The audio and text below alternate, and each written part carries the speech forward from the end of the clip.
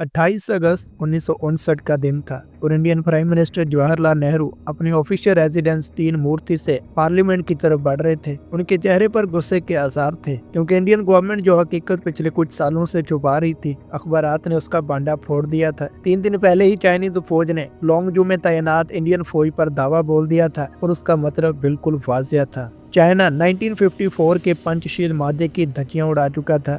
ये पंचशील मादा क्या था दोस्तों? इस मादे के साथ इंडिया तिब्बत को चाइना का ही एक पार्ट एक्सेप्ट कर चुका था और दोनों ममालिक पीसफुल को एग्जिस्टेंस के वादे कर चुके थे। लेकिन इंडिया कहाँ पे गलती कर बैठा था कि वो मुल्क जो कल तक इसके साथ बॉर्डर भी शेयर नहीं करता था, आज इसकी फौजों पर हमले कर रहा था। दोस्तों 1949 तक चाइना इंडियन नेशनल सिक्योरिटी के लिए बिल्कुल भी खतरा नहीं था क्योंकि इंडिया और चाइना के दरमियान एक इलाका था जो उनके लिए एक किस्म का बफर जोन बना हुआ था।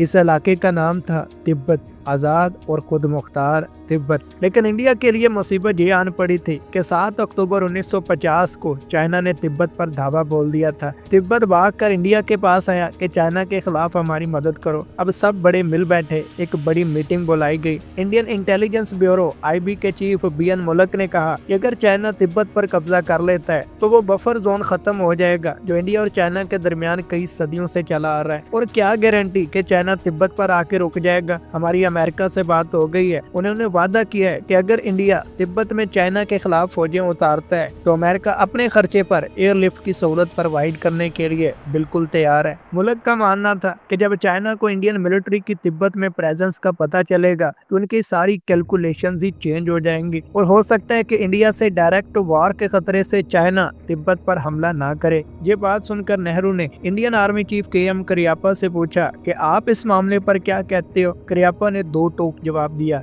कि तिब्बत में जाकर चाइनीज PLA से लड़ना this is beyond the Indian आर्मीज capability, क्योंकि एक तो हमारे पास इतने अजाफी सोल्जर नहीं है कि जिन्हें हम इंडियन बॉर्डर से उठाकर तिब्बत में भेज दें, और अगर भेजने के सिवा कोई दूसरी ऑप्शन ना हो तो हम कश्मीर से सिर्फ 600 सिपाही ही तिब्बत में रवाना कर सकते हैं। लेकिन उसका भी कोई खास फायदा नहीं होगा क्योंकि PLA के पास एक तो ज्यादा बेहतर अमेरिकन हथियार हैं जिन्होंने चाइनीज नेशनलिस्ट आर्मी को शिकस्त दे के हासिल की है, और दूसरी बात ये कि PLA सोल्जर जो तिब्बत की इंतहाई सर्द कंडीशंस में लड़ने की मुकम्मल ट्रेनिंग और तजर्बा रखते हैं, जबकि इंडियन सोल्जर्स वहाँ पे लड़े बगैर ही मारे जाएंगे। तो ये इंडियन IB चीफ और आर्मी चीफ के दलाइल थे। एक और भी इम्पोर्टेंट पर्सनैलिटी सरदार पटेल थे जिन्होंने नेहरू को एक खत लिखा था कि ना सिर्फ चाइना के खिलाफ तिब्बत में फौजें उतारी जाएं बल्कि नॉर्थर्न रीजन में जो इलाके इंडियन कंट्रोल में है वहां पे इंडियन मिलिट्री पोस्चर स्ट्रॉन्ग किया जाए, क्योंकि अगर चाइना तिब्बत क्रॉस करके हिमालयास तक पहुंच जाता है तो उसका अगला टारगेट यकीनन इंडिया होगा। सब अपने दलाइल दे चुके थे, अब फाइनल डिसीजन जवाहरलाल नेहरू ने करना था। इन्होंने करियप्पा के साथ एग्री किया और तिब्बत में मिलिट्री इंटरवेंशन से साफ इनकार कर दिया। तिब्बतन्स को ये कहकर टाल दिया कि भाई अपने मामला पीसफुली हल करो। कोई नहीं समझ पाया कि इसका मतलब क्या है, लेकिन नतीजा ये निकला कि चाइना ने तिब्बत पर मुकम्मल कब्जा कर लिया। अब बफर जोन खत्म हो चुका था और चाइना इंडिया का बिन बुलाया हमसाया बनकर हिमालयास पर आन खड़ा था। और क्या वजह थी कि चाइना तिब्बत और इंडियन गवर्नमेंट के दरमियान हुए मादों की कदर करता? कोई वजह नहीं थी। तो फिर वही हुआ जिसका डर था।